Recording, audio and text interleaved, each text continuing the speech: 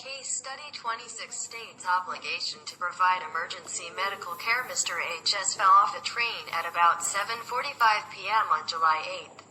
As a result, he suffered serious head injuries and brain hemorrhage. He was taken to the local primary health center.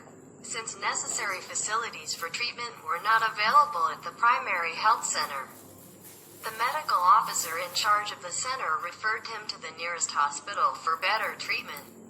H.S. was taken to the hospital at about 11:45 p.m. on July 8th. The emergency medical officer in said hospital, after examining him and taking 2 x-rays of his skull, recommended immediate admission for further treatment. Nevertheless, H.S. could not be admitted to the hospital as no vacant bed was available in the surgical emergency ward, and the regular surgery ward was also full.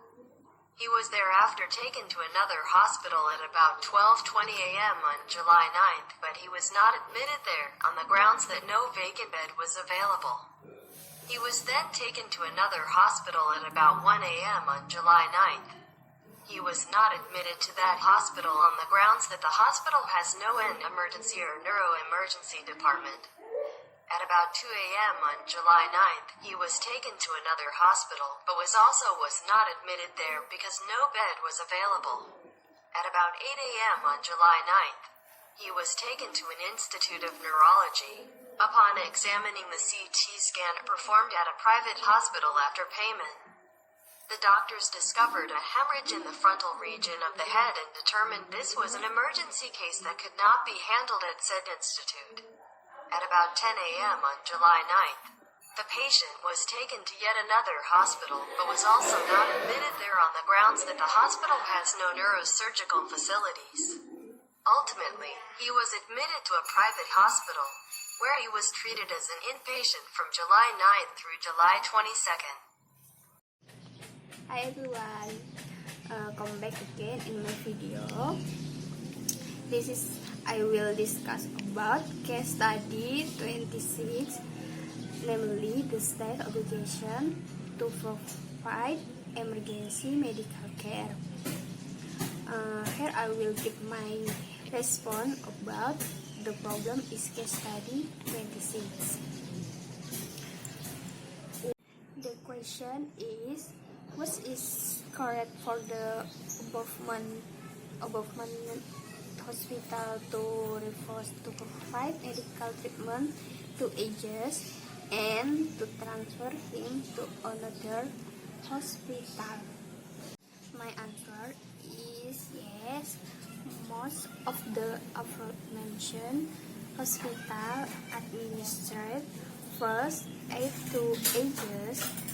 but could not appropriate treatment due to their lack of facilities and medical service to handle complicated situations such as in this case.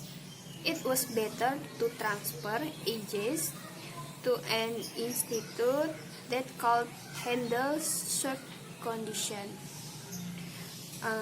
In this case, it is said that Mr. H.S. has not expelled at various hospitals on the grounds that the room was full or there were not empty rooms, even though his condition at that time was very serious. The government met the needs of medical equipment in hospitals. The state's obligation to safeguard everyone's right to life.